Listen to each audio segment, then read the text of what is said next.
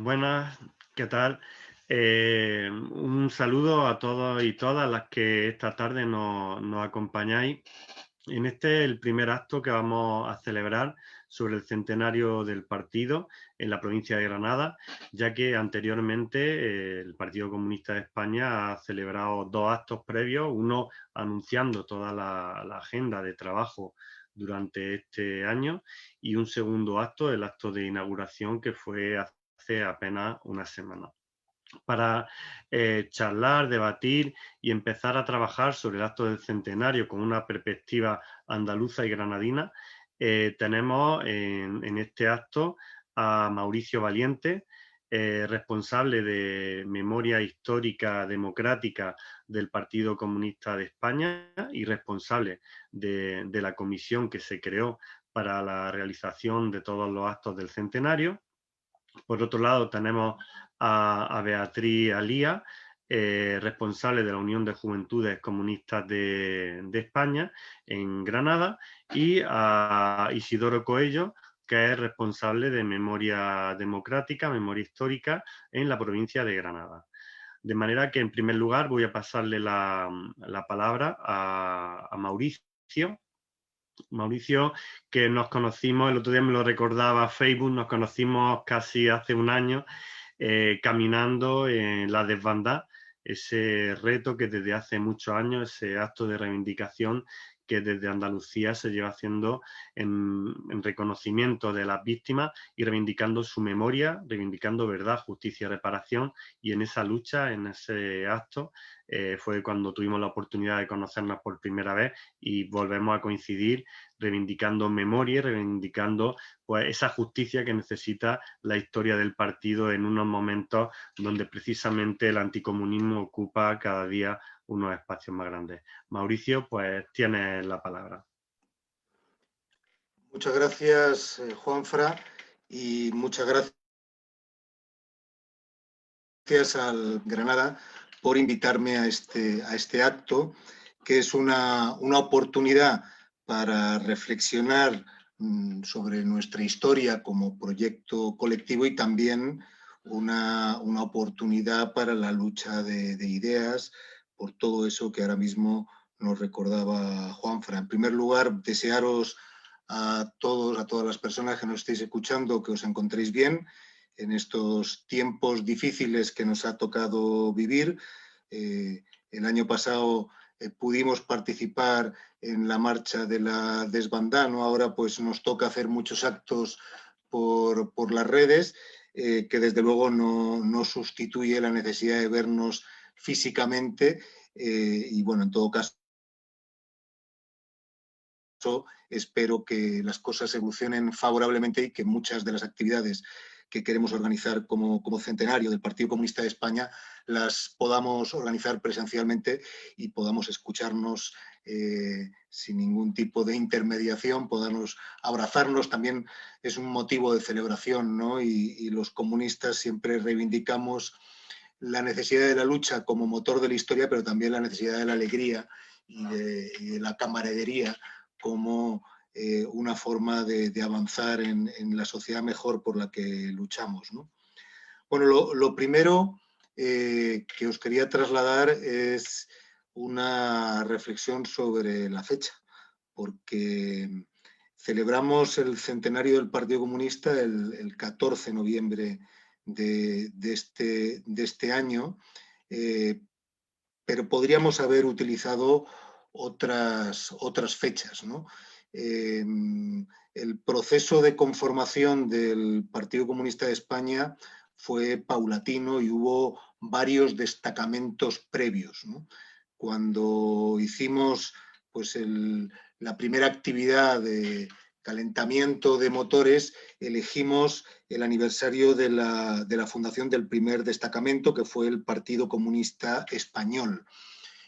A raíz de la Revolución de Octubre, de la Revolución Rusa, en todos los países del mundo y en concreto en el nuestro ya empezó a haber pues, un conjunto de movimientos en los partidos socialistas, en los sindicatos, y el proceso de conformación de los partidos no fue automático, ¿no? Este primer destacamento, como he mencionado, surge de las Juventudes Socialistas, que deciden convertirse en abril de 1920 en Partido Comunista Español, ¿no? Adelantándose a lo que el resto de los que mantenían una posición favorable al comunismo, a lo que representaba en ese momento la Revolución Rusa, pretendían, que era intentar que el conjunto del Partido Socialista diera ese paso de transformarse en Partido Comunista. El debate continuó en el seno del PSOE y un año más tarde, en abril de 2021, es cuando se conforma el segundo destacamento, que fue el Partido Comunista Obrero Español. Estos dos destacamentos finalmente decidieron unirse como consecuencia de una gestión que hizo la Internacional Comunista, y finalmente fue el 14 de noviembre de 1921 cuando se conforma el Partido Comunista de España, que es cuando vamos a celebrar el centenario, ¿no? Este proceso de conformación da una idea de nuestro surgimiento, que tiene ese carácter marcadamente internacional, ¿no? Y muy vinculado a lo que fue la Internacional Comunista y a la Revolución Rusa, ¿no? Hay que tener en cuenta que en ese momento surge el PCE como sección española de la Internacional Comunista, ¿no? Una de las ideas fuerza que queremos transmitir en el centenario, en esta revisión de la historia, es que el PCE no fue una escisión del Partido Socialista, no fue un debate coyuntural en el seno de lo que era, pues, el Partido Obrero mayoritario en ese momento. Respondía a condiciones que se estaban dando en toda Europa y que se estaban dando en España, condiciones profundas, ¿no? En primer lugar, respondía a lo que había sido la bancarrota, ¿no? Por utilizar un término clásico que empleó Lenin en esos debates muy intensos en el seno de lo que era la Segunda Internacional, una bancarrota que estuvo motivada en último extremo por el apoyo de los partidos socialistas, de los partidos socialdemócratas europeos a sus respectivos gobiernos burgueses cuando decidieron entrar en la Primera Guerra Mundial, ¿no? Ese voto a los créditos de guerra en los parlamentos, donde ya tenían presencia muchos partidos socialdemócratas europeos, fue, digamos, que la gota que colmó el vaso de un proceso de degeneración de estos partidos que se convirtieron, más que en instrumentos para un cambio en profundidad de sus respectivas sociedades, en un elemento de apoyo en la dominación, en lo que era el capitalismo en ese momento inicial del siglo XX, un momento además que fue trágico, porque la Primera Guerra Mundial fue una matanza enorme de trabajadores simplemente por las ambiciones hegemónicas de los distintos de las distintas élites dirigentes, ¿no? Ese, digamos, que creo que es un momento, una idea importante que tengamos que recordar, ¿no? No fue un proceso de radicalización de jóvenes o de sectores de los socialistas, que hubo realmente un hundimiento de la Segunda Internacional y una necesidad de conformar un instrumento alternativo que, entre otras cosas, cuestionara la lógica belicista y que, por ambiciones territoriales, por defender imperios coloniales, tuvieran que ir a una carnicería, ¿no?, tan tremenda como fue la Primera Guerra Mundial, ¿no? Por supuesto, también la Revolución Rusa, pues, supuso una enorme conmoción, ¿no? Como ese libro, ¿no?, que escribió John Reed, esa semana que conmocionó al mundo, ¿no? Planteó ante todos los que querían cambiar sus sociedades una vía concreta, ¿no? Que era posible realmente conquistar el poder e iniciar procesos de transformación en profundidad de las respectivas sociedades, ¿no? El antecedente había sido la Comuna de París, fue casi pues un relámpago, ¿no? Lo que había sido una dominación, una hegemonía de las burguesías, del capitalismo en el conjunto de Europa. Por lo tanto, también emplazaba a cómo construir ese referente tan necesario, ¿no? para abordar la enorme injusticia en la que vivían todos los países y sobre todo el nuestro, que era un país capitalista atrasado, con muchos resabios todavía del feudalismo, con una aristocracia que todavía tenía la mayoría de la tierra en sus manos, ¿no? Y la mantenía de forma improductiva, ¿no? Y era una situación, y esta es quizá la tercera condición que determinó el surgimiento del Partido Comunista de España. Esa situación se vivía con una profunda agitación en toda Europa, pero también en nuestro país, ¿no? Fueron los años pues, de la huelga general revolucionaria de 1917, una huelga que afectó a todos los sectores de la sociedad española, ¿no? Condicionada de alguna forma también por la guerra mundial, aunque España no participó en la guerra, porque al convertirse en un país exportador provocó un proceso inflacionario y que los trabajadores al final vieran que su nivel de vida, cuando en teoría la economía española estaba creciendo, su nivel de vida se afectaba de una forma muy, muy significativa, ¿no? Son también los años de la huelga de la canadiense, de esa agitación obrera en Barcelona, que condujo al reconocimiento por primera vez en nuestra historia de la jornada de 8 horas para los trabajadores, ¿no? Estas condiciones, como he mencionado, son condiciones que se daban en el conjunto de Europa y de alguna forma también en España, ¿no? De todas formas, el surgimiento y la evolución durante esos primeros años del Partido Comunista de España tiene también unos rasgos propios que voy a señalar, ¿no? En primer lugar, España no participó directamente en la Primera Guerra Mundial, con lo cual la crisis no afectó tanto al Partido Socialista porque no se produjo esa votación de los créditos de guerra, que fue un auténtico cataclismo en el Partido Socialdemócrata alemán, pues con Rosa Luxemburgo, con Karl Liebknecht, en el Partido Socialista francés, ¿no? en el Partido Laborista. También hay que tener en cuenta que en España existía en la izquierda revolucionaria, transformadora, existía una organización muy potente, no socialdemócrata, que era la Confederación Nacional del Trabajo. Un sindicato anarquista que mantenía una posición muy de cuestionamiento del sistema y que además tenía un arraigo muy grande entre el conjunto de la clase trabajadora, ¿no? Y también hay otro rasgo que hay que tener presente, ¿no? A la hora de mencionar esta primera evolución del Partido Comunista de España, que es que prácticamente pasó todos estos primeros años en la ilegalidad y que inmediatamente después de su fundación, si se fundó en 1921, en 1923, en septiembre, se implantó la dictadura del general Miguel Primo de Rivera y que fue uno de sus principales objetivos, ¿no? A pesar de ser un partido pequeño, la dictadura tuvo una obsesión en contra de lo que era ese incipiente Partido Comunista Español. Eso hizo, todos estos factores hicieron que también en comparación con la evolución de otros países europeos, el Partido Comunista Español fuera un partido más pequeño, fuera un partido menos desarrollado del italiano, del francés, de otros partidos de nuestro entorno, ¿no?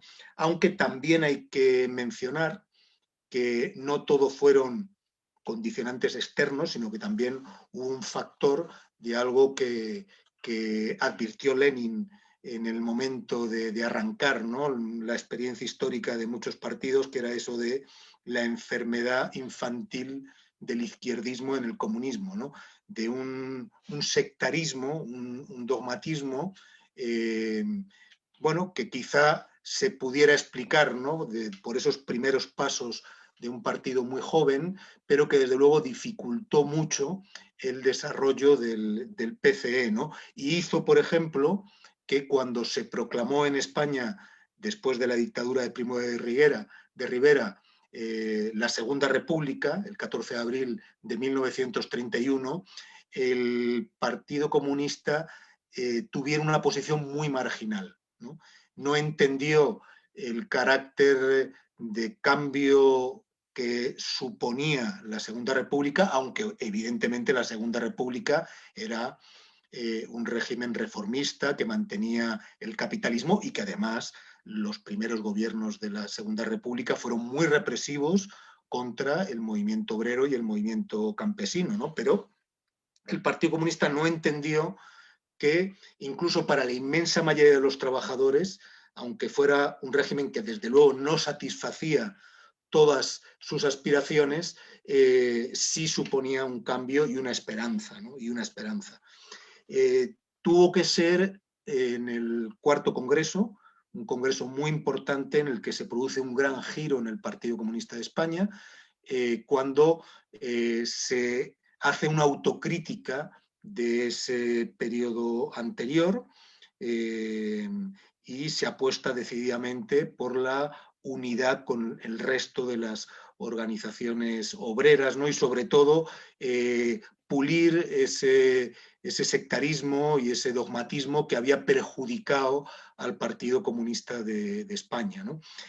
Poco después de ese cuarto congreso celebrado en Sevilla, se conformó un nuevo núcleo dirigente. El principal dirigente hasta ese momento había sido José Bullejos y fue sustituido por José Díaz, por Pepe Díaz y por Dolores Ibarruri, que ya conformaron un núcleo dirigente que fue determinante en la evolución del Partido Comunista de España, que de ser uno de los partidos más débiles de Europa, en pocos años, desde 1932 hasta pues, el final de nuestra guerra civil, se convirtió en uno de los mayores partidos comunistas en Europa y sobre todo uno de los que fue capaz de aplicar las orientaciones que colectivamente se iban elaborando en la Internacional Comunista de una forma más creativa y de una forma más eficaz, ¿no? Aún así, el Partido Comunista, el conjunto de la sociedad española, tuvo que sufrir años después, entre 1933 y 1936, lo que se denominó como el Bienio Negro, el triunfo de las derechas en la República y el retroceso en los avances que había habido en el primer bienio republicano reformador bajo la hegemonía pues, de la pequeña burguesía progresista, ¿no?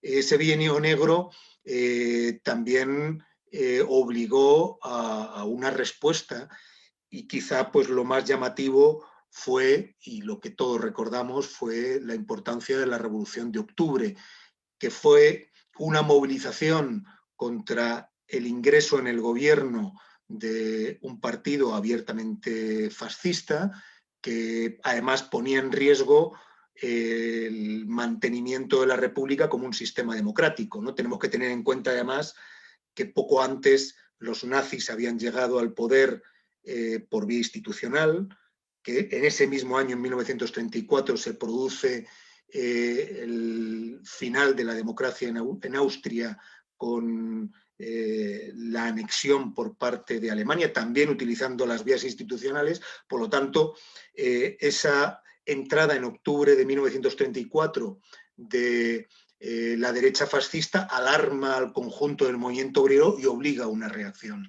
El Partido Comunista advirtió que no había condiciones para un movimiento insurreccional, pero en todo caso, entendiendo que la decisión estaba tomada y que necesariamente se iba a la lucha, se puso a la cabeza del movimiento, ¿no? En Asturias es donde, a través de esa consigna y de ese movimiento de la Unión de Hermanos Proletarios, la UHP, se logró conseguir realmente un grado de unidad relevante con el Partido Socialista y con la CNT, y eso también explica el éxito, aunque momentáneo, de la insurrección, ¿no? Después de octubre del 34 la represión fue tremenda, se volvió a ilegalizar al Partido Comunista, a la mayoría de las organizaciones obreras, y el PC, creo que en el momento más significativo de su historia, en vez de achantarse, fue capaz de continuar con su política unitaria, por continuar con un trabajo social por abajo, de continuar creciendo, y dio como resultado pues la conformación de las alianzas obreras, del Frente Popular en diciembre de 1935, que ganó las elecciones en febrero de 1936, y de una nueva situación, ¿no?, que enfrentó una vez más a la reacción fascista con el golpe de Estado del 18 de julio, ¿no? Y ahí también abre una nueva etapa en la historia del PC que creo que es muy importante y que en este centenario que estamos celebrando pues nos ofrece muchas enseñanzas, ¿no? El Partido Comunista fue un partido que supo leer el momento histórico que vivía, ¿no? Cuando muchos pues aprovecharon, ¿no?, para lanzar consignas muy radicales, para hacer todo un aspamiento, ¿no?, de planteamientos de cara a la galería. El Partido Comunista dijo: es el momento de la unidad ante el peligro que estamos viviendo, es el momento de organizar un ejército regular, de organizar la producción, de construir unidad popular a todos los niveles, porque solo de esa forma podremos afrontar el peligro, ¿no? Y renunciamos a muchas de las cuestiones que tenemos en nuestro programa, no renunciamos ad eternum, sino porque el momento histórico así lo determina y en aras de construir una unidad, ¿no? Hay una frase de un dirigente anarquista que tuvo una evolución también muy positiva, que murió muy temprano en la resistencia, en la defensa de Madrid, que fue Buenaventura Durruti, que, si se me permite, porque obviamente pues no perteneció al Partido Comunista, pero creo que lo que dijo él en ese momento, en su reflexión, coincidía en gran medida con lo que el Partido Comunista estaba planteando en ese momento histórico tan relevante, ¿no? Renuncio a todo menos a la victoria. Esa idea caló en el sentido común de la mayoría de la sociedad y hizo que el Partido Comunista fuera el partido de la resistencia. Se convirtió en el partido más numeroso, tuvo un crecimiento enorme, llegó a tener cerca de 350.000 militantes en el año 1937, ¿no? Y no solo eso, sino que un enorme reconocimiento en todos los sectores que en toda la pluralidad de organizaciones que defendieron la República. Señalo este enorme arraigo y esta posición acertada porque creo que es la que explica cómo también el Partido Comunista de España logró convertirse, cuando finalmente los golpistas, con el apoyo del ejército alemán e italiano, con esa no intervención también de las potencias capitalistas que ayudaron mucho a que la República no pudiera sobrevivir, fuera también el eje central de la resistencia antifranquista. El ser capaz de conectar con la mayoría social, el haber mantenido una posición no retórica, sino una posición responsable, fue que realmente el PC se convirtiera en un partido, desde el primer momento, en un partido con una capacidad de oposición a una dictadura tremenda, una dictadura que fusilaba, que torturaba, una dictadura que no tenía piedad de ningún tipo y que daba miedo, y que nos podemos imaginar todo lo que supondría en esos momentos decir: yo continúo luchando por mis ideas y continúo con mi proyecto, ¿no? Os lo podéis imaginar. Creo que eso es importante además tenerlo en cuenta, porque se ha hecho mucha demagogia, ¿no? Pero había otros partidos que durante la dictadura franquista tendrían muchísimas más facilidades que el nuestro. El Partido Socialista, cuando acabó la Segunda Guerra Mundial, tenía gobiernos con una orientación ideológica o con posiciones similares, y además que le apoyaban económicamente, y que pudiera haber facilitado ese trabajo político, ¿no? La socialdemocracia en Alemania, en Francia. Sin embargo, el Partido Comunista, por ejemplo, en 1950 fue ilegalizado en Francia, ¿no? Y desde luego su trabajo político en el exterior era mucho más difícil para mantener ese contacto permanente con el interior. El arraigo del Partido Comunista se demuestra con esa continuidad en su lucha política y el convertirse en el eje de la lucha antifranquista, de la lucha por las libertades y la democracia y la justicia social en nuestro país. Y eso no es algo que nos digamos, nos autocomplazcamos con esa referencia, es algo que es un hecho histórico, ¿no? Y también con la capacidad de leer el momento histórico, cuando en el año 1956 el PCE plantea la necesidad de dar un giro en su política.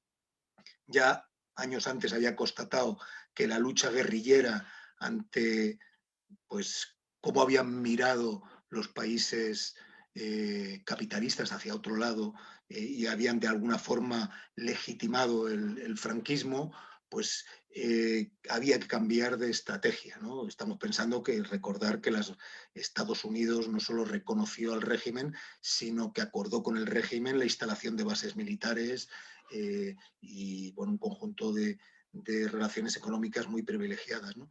Bueno, la política de reconciliación nacional que aprueba el PC en el año 1956 también creo que es un aspecto muy destacable de lo que es la historia del PCE, y por qué no solo fue el único partido que fue capaz de mantener una oposición sistemática, sino de extenderla y de derrotar con la movilización a la dictadura.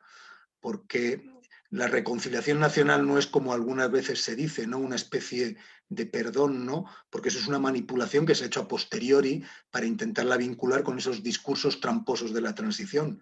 La reconciliación lo que planteo es que, bueno, aquí lo importante es que la mayoría social trabajadora de España se movilice, y no les vamos a preguntar en qué lado combatieron. Para el Partido Comunista eso es secundario. Vamos a movilizar a todos los trabajadores, y para nosotros lo importante es la apuesta de futuro de acabar con una dictadura. No tenía nada que ver, ¿no?, con un supuesto... bueno, aquí todos fuimos culpables, ¿no? No. El Partido Comunista tenía muy claro cuál era su proyecto, pero hizo un cambio estratégico, digamos, en la forma de llegar a más gente, de llegar a los campesinos, porque al final los que estaban sufriendo la situación tremenda de la dictadura eran el conjunto de los españoles, ¿no? Eso es lo que permitió el surgimiento y desarrollo de las comisiones obreras, y que las comisiones obreras se convirtieran en el eje central de la resistencia obrera a la dictadura, y que finalmente, además, utilizando los canales oficiales, los escasos resquicios que había, pudiera convertirse en un instrumento de masas. Lo mismo en la universidad, lo mismo en el movimiento vecinal, ¿no? Esa capacidad que tuvo el Partido Comunista de ser una organización de masas. Lamentablemente, la acumulación de fuerzas en la calle, ideológica y política, no permitió imponer un proceso de ruptura democrática. Derrotó a la dictadura sin duda, porque si no hubiera habido esa movilización, no se hubiera retirado ni el ejército ni la burocracia del franquismo como se retiraron, pero no hubo la fuerza suficiente para forzar un proceso de ruptura democrática, ¿no? Y creo que ahí lo hemos analizado como Partido Comunista de España, y también en este centenario tenemos que pensar, ¿no? No solo lo que hemos aportado, los aciertos, pero también los desaciertos. Ese proceso lo hemos analizado de una forma muy crítica y autocrítica, porque fundamentalmente, bueno, pues nadie podía exigir al Partido Comunista que tuviera la fuerza suficiente para provocar una ruptura democrática. Pero desde luego el gran error que hizo la dirección del Partido Comunista en ese momento fue convertir la necesidad en virtud, ¿no? Desde luego lo hemos analizado muy autocríticamente, la posición política seguidista conforme a cómo se dio la transición, pues hizo que se debilitara la posición del conjunto de los trabajadores y que se impusiera, pues al final, un conjunto de medidas, ¿no?, que no permitían un avance sustancial, democrático, económico y social, a pesar de algunos aspectos programáticos que se recogieron en la Constitución de 1978 que podían abrir unas perspectivas diferentes. En todo caso, el partido fue capaz de superar ese periodo difícil de crisis, de división interna, y lo hizo gracias a su implantación social, ¿no? Lo hizo gracias, por ejemplo, a las enormes movilizaciones de esos años contra la OTAN, contra las bases militares, a las movilizaciones obreras contra la reconversión industrial, ¿no? Una vez más en nuestra historia, el arraigo, el trabajo social es lo que permitió la reformulación y la reconstrucción del Partido Comunista, que inmediatamente después tuvo que afrontar, pues, la gran crisis en todo el mundo después de, pues, el derrumbe en la Unión Soviética, en muchos países, de lo que se conoció como el socialismo real. En todo caso, fijaros y destaquemos en este centenario cuántas veces nos han dado por muertos. En esos años, con la crisis de los países socialistas, nos daban días, incluso un sector, ¿no?, dentro del PC, de Izquierda Unida, ¿no?, abogó claramente por la disolución, ¿no? Afortunadamente tuvimos un dirigente preclaro, un dirigente y un partido, y esa implantación social, ¿no?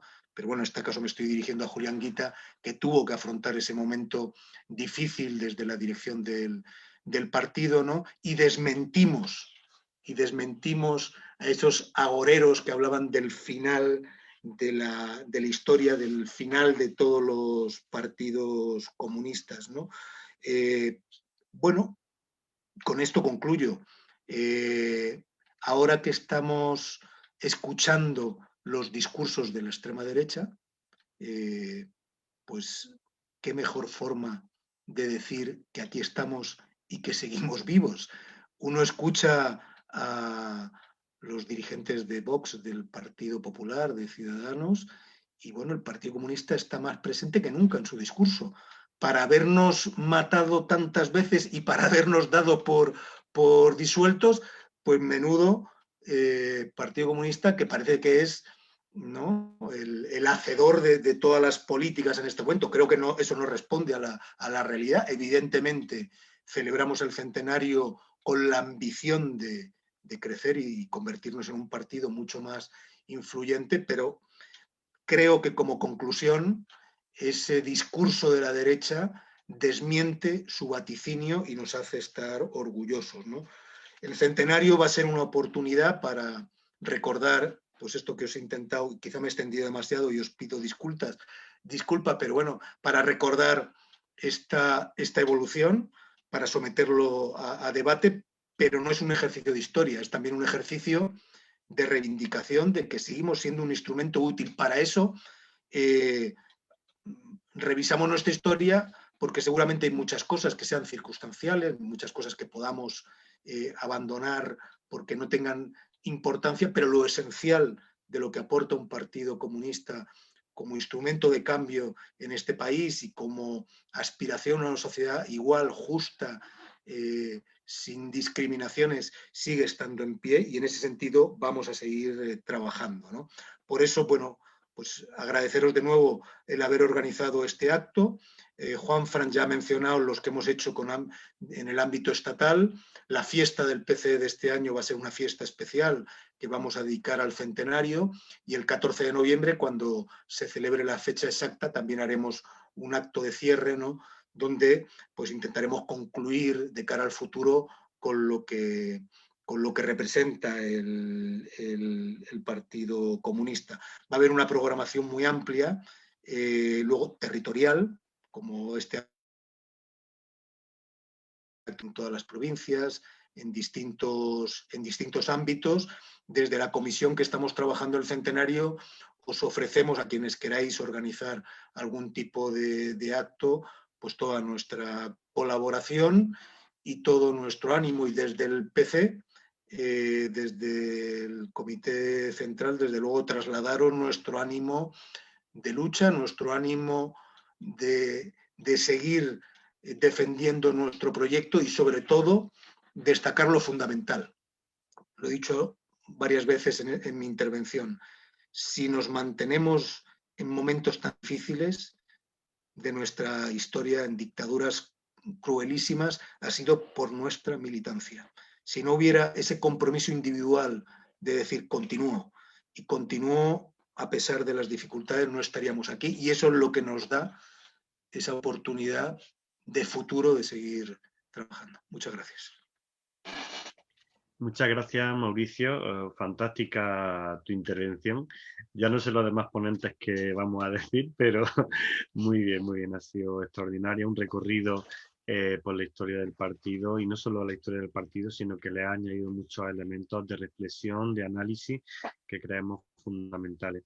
Y bueno, si el Partido Comunista cumple 100 años, también lo están cumpliendo nuestras juventudes comunistas, y para eso está con nosotros Beatriz, responsable de la Unión de Juventudes Comunistas de España en Granada. Bea, tienes la palabra.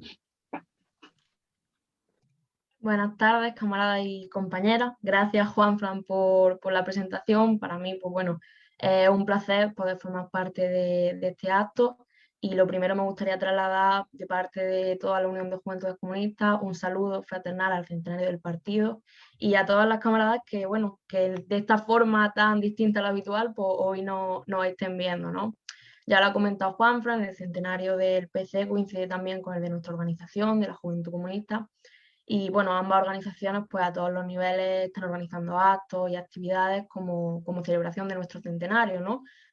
Comenzamos, como ya se ha comentado, pues aquí en Granada con este acto en el que estamos hoy, y yo espero y creo que estos 100 años de historia nos tienen que servir de impulso también en nuestra militancia y de homenaje a todas las que estuvieron antes y estarán después. La juventud es un elemento clave en la historia del partido, ya lo ha comentado Mauricio Valiente también. El Partido Comunista Español pues nace al calor de la Federación de Juventudes Socialistas y del momento histórico en el que se fragua y que requería la creación de un partido de nuevo tipo. Y bueno, ese primer impulso de esos jóvenes pues llevaría más tarde a formar el PC junto con el PCOE, como ya han comentado, y estoy segura que también comentarán las camaradas que tienen la palabra después de mí. Decía Salvador Allende que ser joven y no ser revolucionario es una contradicción hasta biológica. Esa es una primera parte de una frase muy conocida, pero que sin embargo tiene una segunda parte que parece menos conocida, y es que Allende añadía que ir avanzando en los caminos de la vida y mantenerse como revolucionario en una sociedad burguesa es difícil. Bueno, a pesar de estas dificultades, este 2021 celebramos 100 años de militancia comunista como organizaciones, con aciertos y errores, pero que sin duda son la antesala de otros muchos años más en la lucha por la dignidad de nuestra clase y sobre todo por el avance del socialismo. El movimiento juvenil comunista ha tenido siempre un papel decisivo en la historia, pero sin duda mención aparte merecen las JSU, las Juventudes Socialistas Unificadas, formadas por la Juventud Socialista, por las Juventudes Comunistas, en marzo del 36, poco después de la victoria del Frente Popular en las elecciones, ¿no? Y además en un contexto de lucha de clases encarnizada, violenta, un momento muy convulso en la historia de España, y la JSU sin duda pues, ha supuesto uno de los mayores ejemplos de organización de masa de la juventud trabajadora en nuestra historia, llegando a tener, bueno, decenas de miles de miembros en sus filas. Su nacimiento, el nacimiento de la JSU, fue un exponente del proceso de unificación, no solo juvenil, sino de toda la izquierda que se vivía en España, pero que, bueno, en pocos casos se llegó a culminar. La realidad internacional, como también se ha comentado, imponía un poco estas actuaciones de unidad de acción política y sindical, políticas impulsadas pues, por la Internacional Comunista con el objetivo claro de avanzar en materia de alianza frente al momento histórico que se vivía. Este proceso de acercamiento entre las juventudes comunistas y los sectores más revolucionarios de las juventudes del PSOE previamente impulsado sobre todo a raíz de la huelga revolucionaria de octubre del 34 en Asturias y la posterior represión que llevará pues, a la cárcel también a la mayoría de dirigentes de las organizaciones revolucionarias. Dentro de este primer estadio de acercamiento, el papel de los JC fue defender que había que servirse del bloque popular antifascista para organizar a las amplias masas, generando un contrapoder muy inspirado también en los soviets, ¿no? Cargando a las masas de conciencia y sobre todo de la necesidad de la organización. El impulso final, pues, sin embargo, lo da obviamente el 7º Congreso de la Internacional Comunista, que adopta esas políticas de creación del Frente Popular y que, bueno, se abordan también luego en el Congreso de la Internacional Juvenil Comunista. Tras su unificación, la JSU supuso un componente de organización de la juventud muy amplio, apostando en todos los ámbitos, ya fuera en la retaguardia, en los centros de trabajo, en los centros de estudio, por la autoorganización de la juventud. Y sin duda uno de los papeles más destacables es el papel cultural que tuvo la JSU, ¿no? Muy relevante a nuestro parecer, con programas de alfabetización de cientos de personas, enseñando a nadar, a montar en bici a los más pequeños, por poner algunos ejemplos, ¿no?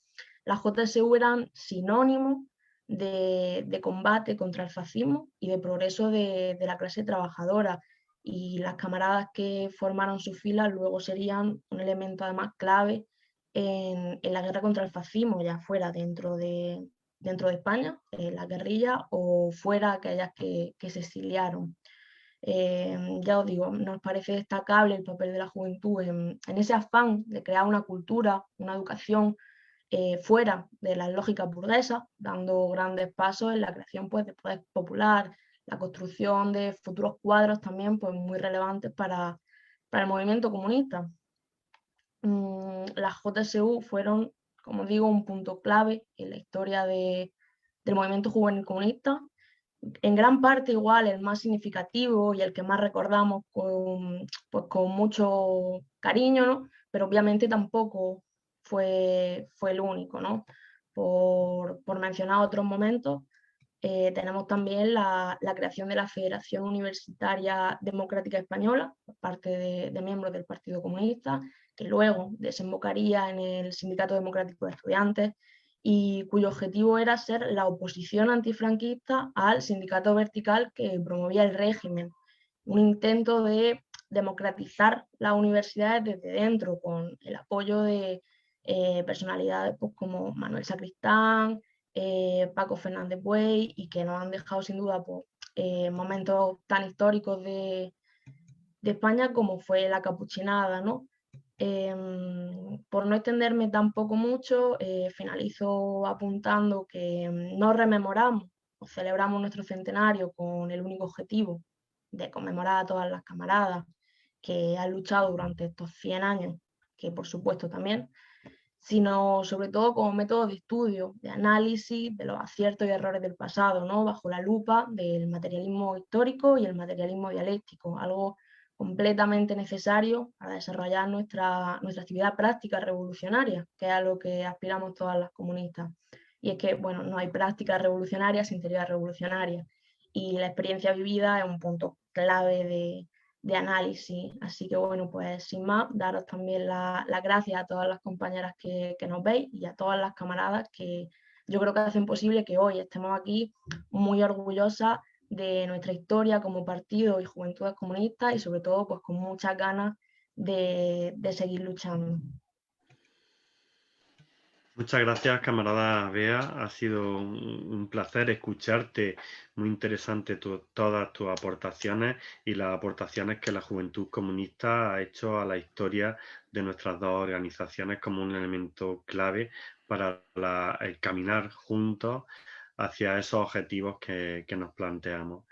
Y ahora pues tiene la palabra Isidoro Coello, que es miembro del Comité Central de Andalucía, del Partido Comunista de Andalucía, y que también, bueno, pues en el ámbito social está en el Frente Memorialista como presidente de la Asociación Verdad, Justicia y Reparación, y también como miembro de la Asociación de la Desbandada, donde hace, bueno, un trabajo extraordinario, y desde hace 3-4 años pues están haciendo el desarrollo de la marcha integral, que este año pues es una marcha integral telemática, pero siguen trabajando desde las redes ese elemento de reivindicación fundamental. Isidoro, ¿tienes la palabra? Bueno, pues a ver si pongo esto en marcha. Quería dar un saludo a Mauricio Valiente, a Bea, a ti, Juanfra, y a todos los camaradas que nos están viendo o están siguiendo este acto, ¿no? La verdad es que después de las intervenciones de Mauricio y Bea es difícil no tener que repetirse en algunas cosas, ¿no? Porque prácticamente han hecho un amplio relato de lo que es la historia del partido. Pero ha dicho Mauricio una cosa que a mí me ha parecido muy bien, que es el ejercicio, o el centenario no es el ejercicio de la historia, sino de reivindicación de los actos del partido, de cómo el partido ha podido influir desde su nacimiento hasta ahora en todo lo que ha sido la historia de España, ¿no? Por ejemplo, hay que reivindicar, como ha dicho Mauricio, que somos un partido que nacimos en el 1921 y que a los 2 años siguientes pasamos a la clandestinidad, pero que después de tener los primeros años de nuestra vida en la clandestinidad, somos capaces de, cuando llegan las elecciones de 1936, participar en la creación del Frente Popular.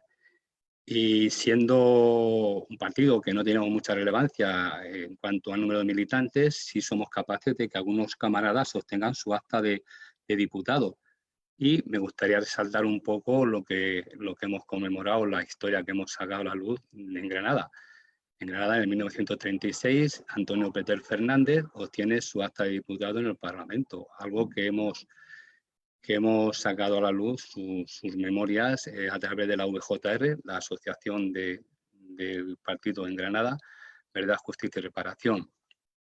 El PC es ese partido, y también hay que reivindicarlo, que en el 18 de julio se produce el golpe de Estado y es capaz de organizar a la clase trabajadora en Madrid para impedir que el triunfo del golpe tuviera lugar en la capital. Y no solo eso, sino que días después es capaz de organizar, de crear el 5º regimiento para defender la República.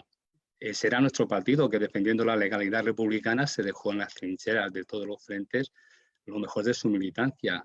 Son muchos los nombres anónimos y otros no tan anónimos conocidos, como por ejemplo aquí en Granada conocemos al camarada Eufrasio Martínez, un camarada que era jienés de nacimiento, pero estuvo trabajando en el diario Defensor de Granada, y que tras el fracaso del golpe de Estado dejó la pluma para empuñar el fusil, alcanzando la graduación de militar de teniente y perdiendo la vida en el frente de Albuñol el 31 de agosto de 1937.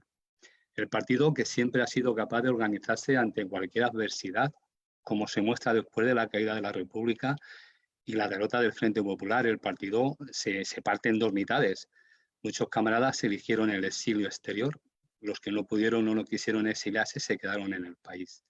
Pero bueno, tantos unos como otros siguieron con la lucha contra el fascismo, De esta manera, los camaradas exiliados participaron de forma muy activa, como todos sabéis, en la lucha contra los nazis en la Segunda Guerra Mundial y de manera muy notoria organizando la resistencia, sobre todo en Francia, donde todavía en la actualidad seguimos estando presentes en la gran fiesta internacional comunista que todos conocéis, la Humanité, en la que desde 1945 el partido está presente por medio del stand del Mundo Obrero, mantenido por los camaradas del exterior hasta los últimos años, que por mandato del Comité Central del PC, algunos tenemos el honor de participar en su mantenimiento.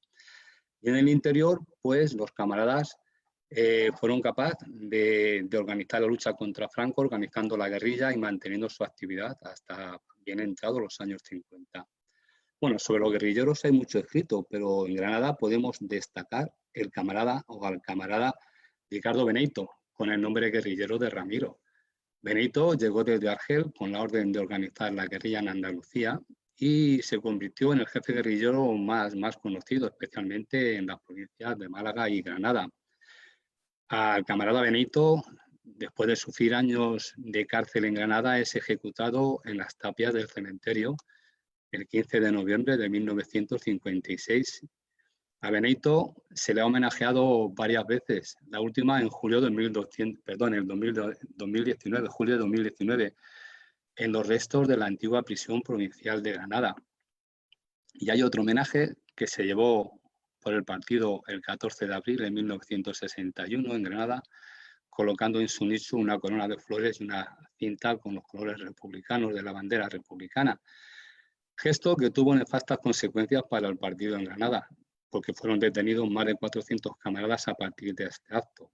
De esto tenemos todavía constancia viva en el partido. Todos conocemos a Antonio Valdivia y a Manolo Laoz, que fueron camaradas detenidos en las caídas de las direcciones del partido en Granada. Y como sabéis, no solo fusilaban en Granada, en Madrid, concretamente en los cuarteles de Cuatro Vientos, a las 5 de la madrugada del día 20 de abril de 1963, fusilaban a nuestro camarada Julián Grimau, destacado dirigente del PC. Lo que pretendo es dejar constancia pues, que el Partido Comunista siempre estuvo y estará presente en la lucha contra el fascismo y por lograr la transformación de la sociedad en beneficio de la clase trabajadora. Somos ese partido que a lo largo de la historia pues, ha contado con lo mejor de la cultura, como bien comentaba Eva, y el arte entre su militancia. Podemos hablar de Miguel Hernández, Rafael Alberti, Teresa de León, Blas de Otero, Andrés Sorel, Marcos Sana, Federico Álvarez Aguerri, César Alconada, Juan Chavas, Adolfo Sánchez Vázquez, Jorge Semprún y muchos otros. Y en la actualidad todavía contamos con gran parte de la intelectualidad. No podemos olvidarnos de los camaradas Felipe Alcaraz o de Antonio Romero. Y cómo me voy a olvidar de mi querido vecino, amigo y camarada Juan Madrid, ¿no? Y además un largo etcétera. También contamos con personas muy relevantes en el arte. Tenemos a Juan Pinilla, tenemos a Morente, Manuel Llerena, Paco Moyano y un largo etcétera, ¿no? Tenemos en nuestra militancia, o hemos contado en nuestra militancia con camaradas que con su lucha serán ejemplo a seguir de por vida.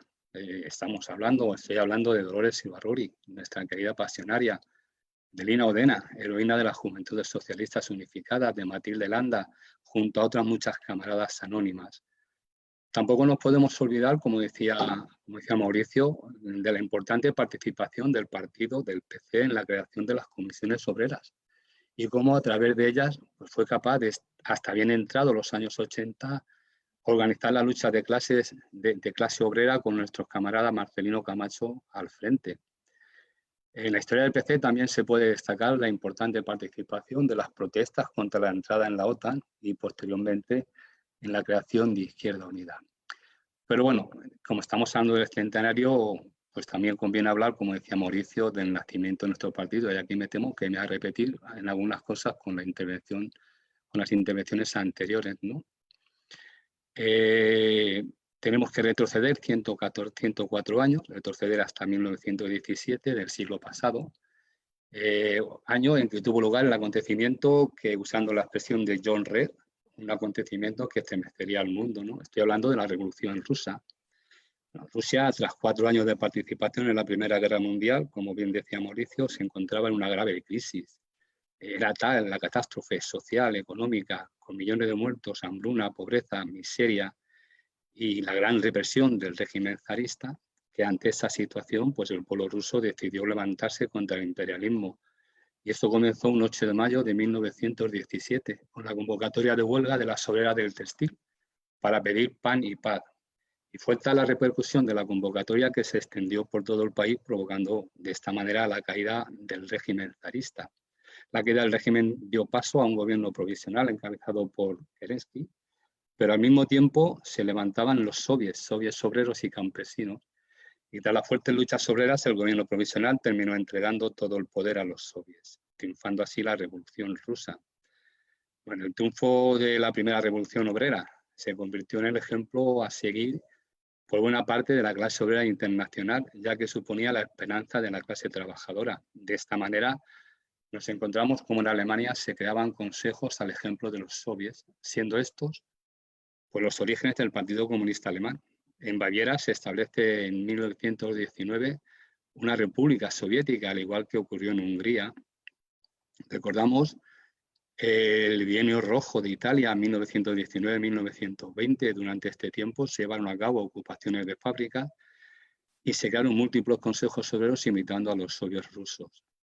Ya conocemos que en marzo de 1919 se funda en Moscú la Internacional Comunista, conocida también como la Comité. España pues, se encontraba en una situación muy convulsa, donde la desigualdad, como comentaba antes Mauricio, la desigualdad social era tan grande que provocó fuertes luchas obreras. Tenemos que recordar cómo en Andalucía se lleva lugar el trienio bolchevique entre 1918 y 1920. Ha comentado también Mauricio que en Cataluña la huelga de la canadiense, donde se consiguió una victoria importante para la clase trabajadora, como fue la jornada laboral de 8 horas. Y tanto el contexto internacional como en el nacional repercute en el movimiento obrero español. En ese momento el movimiento estaba dividido en dos. Prácticamente de la primera internacional estaba dividido entre dos secciones importantes, como eran los anarquistas y los socialistas. Los anarquistas en España estaban organizados en la Confederación Nacional del Trabajo, la CNT, y mantenían una gran presencia, una gran influencia en la industria catalana y en el campo andaluz. Por su parte, los socialistas se encuadraban, como todos sabemos, en un partido político, el Partido Socialista Obrero Español, el PSOE, con sus juventudes y sindicalmente en la Unión General de Trabajadores, en la UGT. La presencia socialista predominaba básicamente en Madrid, Vizcaya y Asturias. Bueno, pues en España, como en otros muchos países, en el movimiento obrero nace un sentimiento de simpatía por la Revolución Socialista rusa. Ya he comentado antes que en marzo de 1919, por iniciativa de Lenin y el Partido Comunista Ruso, pues se crea la tercera internacional, la Internacional Comunista, con el fin de aglutinar pues, a todos los partidos comunistas de diferentes países. De la misma forma, la Internacional pide a las organizaciones obreras que transformaran las simpatías que sentían por ella, que sentían por los soviets, la transformaran en una adhesión a la Internacional. Por eso en 1919 podemos considerarlo, como bien se ha comentado antes, que es clave para la historia del movimiento obrero y para el nacimiento de nuestro partido. Con muy corto de espacio, en el tiempo, concretamente en diciembre, se celebran respectivos congresos, el PSOE, la CNT y el de las Juventudes Socialistas. En el congreso del PSOE, pues después de fuertes debates, se propone la decisión de adherirse o no a la tercera internacional, a la Internacional Comunista. Pero en espera de ese congreso, pues algunos militantes se organizan en una corriente favorable a la adhesión. Dicha corriente se conoció como los terceristas. Algo muy diferente ocurre en el Congreso de las Juventudes Socialistas, donde se decide directamente adherirse a la Internacional Comunista. De esta forma, el 15 de abril de 1920, el Comité Nacional de la Organización Juvenil del PSOE transformaba esta organización pues, en el Partido Comunista Español, que ya se ha comentado antes, el primer partido comunista, el Partido Comunista Español. Un partido que, dada la juventud de sus miembros y la escasez en el número, pues fue llamado como el Partido de los 100 niños. El primer PC nacía como secretario general en él, se nombra como secretario general a Ramón Merino Gracia, y como órgano de expresión el periódico El Comunista. Y ya en ese mismo año Merino Gracia asiste al Congreso de la Internacional Comunista y entre sus fundadores se contaba o estaba nuestra camarada Dolores Ibarruri. En el Congreso Extraordinario del PSOE de 1921, el representante de los partidarios de unirse a la Internacional Comunista, Óscar Pérez Solís, afirmó que con fe inquebrantable, y lo decía así, el proletariado español caminaría por la senda áspera pero senda de la salvación, la senda de la Internacional Comunista, mostrando así su adhesión al comité y naciendo el Partido Comunista Obrero Español, con su órgano de expresión conocido como la Antorcha. Y también se ha comentado que siguiendo las indicaciones de la Internacional Comunista, el Partido Comunista Español y el Partido Comunista Obrero Español celebran en Madrid el día del 7 al 14 de noviembre de 1921, una conferencia de fusión dando lugar al Partido Comunista de España tal y como le conocemos hoy, que en este año se cumple un siglo. En noviembre de 1922, y ya concretándonos en lo que es la comunidad andaluza, decía que en 1922 nace la Federación Andaluza del PC, siendo elegido Francisco Mejía como secretario general. Y en la provincia de Granada no es hasta finales de 1931 cuando el Partido Comunista empieza a organizarse, una militancia que difícilmente superaban los 100 camaradas.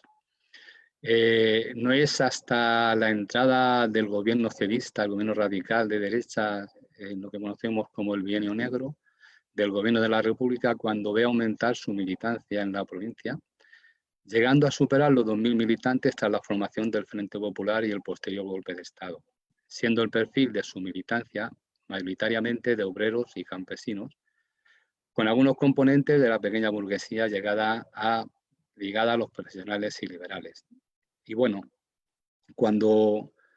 para terminar con mi intervención, cuando a mí la Comisión del Centenario en Granada me dijo que tenía que intervenir, pues la verdad es que empecé a buscar en todos los libros donde se puede encontrar historia del partido, pero me di cuenta que el partido tiene tanta historia que no es necesaria buscarla en los libros, solamente, como he dicho al principio, como reivindicar mucho de las actuaciones, de la importancia del partido en todo lo que ha significado el movimiento obrero y la lucha antifranquista en este país, pues tenía suficiente. Es verdad que se puede hacer un relato mucho más académico, quizás mucho más pedagogo, pero yo lo he decidido hacer así.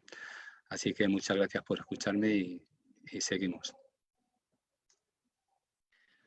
Muy bien, pues muchísimas gracias a los tres ponentes. Creo que ha sido muy interesante todas vuestras aportaciones y vuestro recorrido por la historia más reciente del partido.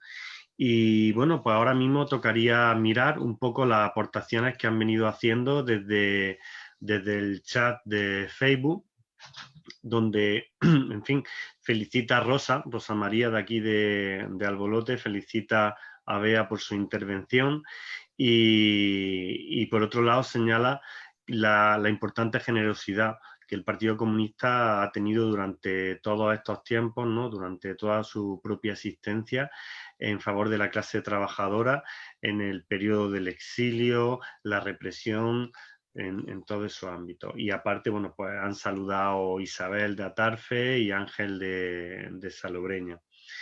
No hay ninguna cuestión en concreto, por lo cual si queréis comentar alguna cosa más o simplemente yo puedo comentaros que nuestra idea desde la comisión que hemos creado en la provincia de Granada es seguir trabajando hasta el día 13 de noviembre, porque el 14 es cuando se cierra con el acto del PC y nosotros no vamos a cerrarlo más tarde, sino justamente antes.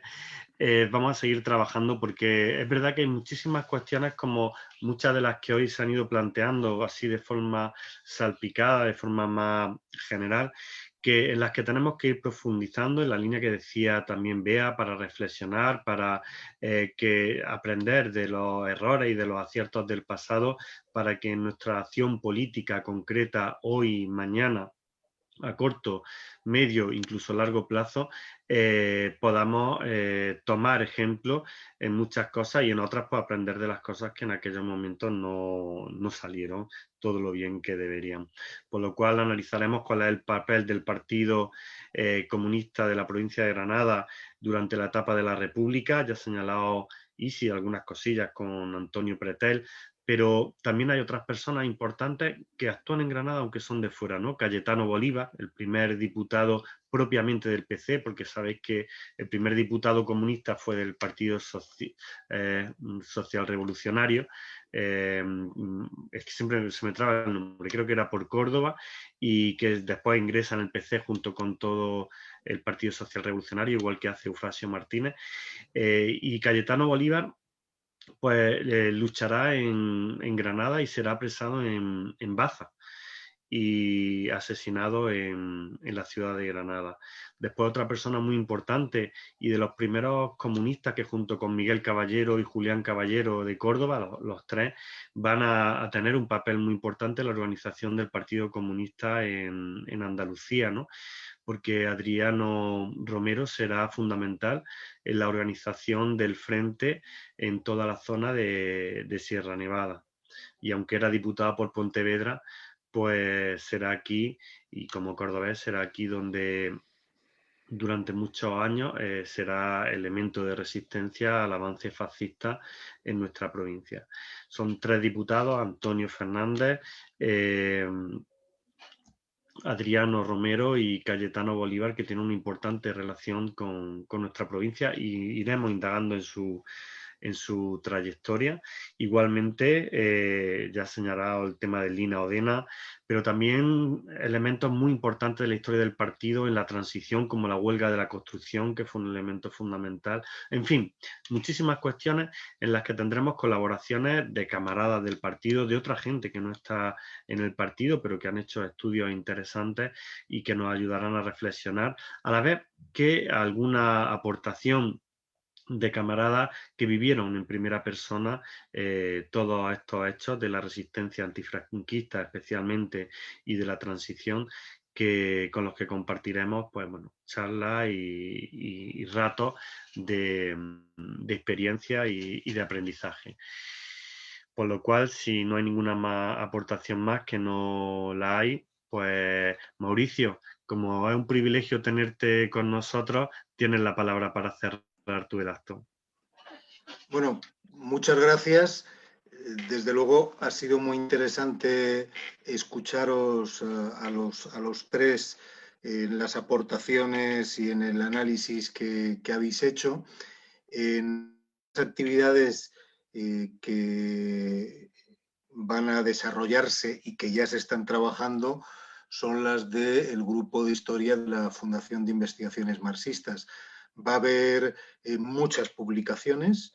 Se está preparando una historia muy bien documentada, coordinada por nuestro camarada Paco Erice, catedrático en la Universidad de Oviedo, y que seguramente la tendremos ya días en julio, este verano es la planificación que hay.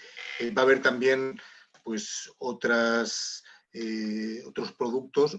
También la derecha va a aprovechar, obviamente, ¿no? Porque el centenario del PC forma parte de la lucha de ideas, ¿no? Y bueno, pues desde luego todo lo que habéis aportado yo creo que es interesante, que desde Granada, bueno, pues podéis sistematizarlo, podéis aportarlo, ¿no?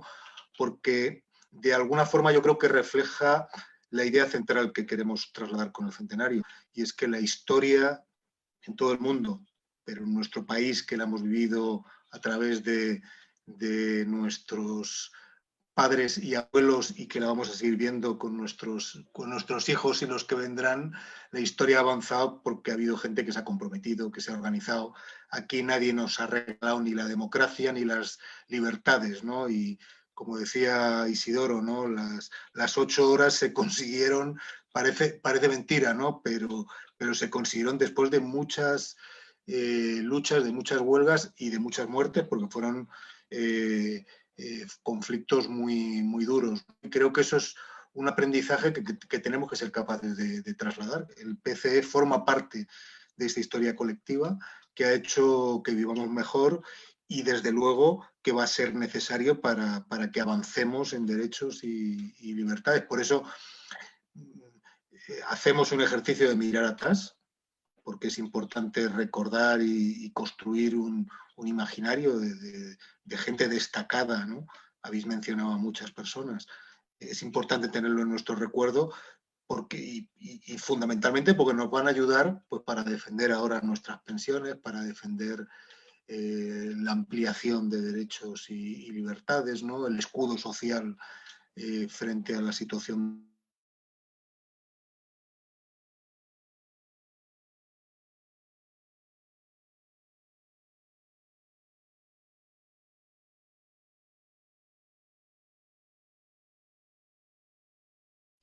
Se ha quedado la conexión de Mauricio, se ha quedado colgada. No sé lo que le habrá pasado. Bueno, pues si no recupera la conexión, que parece que se ha quedado fuera de juego, pues damos por terminada esta primera sesión del centenario y nada, nos citamos nuevamente para dentro de una semana y que podamos, bueno, pues seguir compartiendo espacio, debate y nada más. Hasta la victoria siempre, camarada. Una... Hasta luego. Salud, camarada. Salud.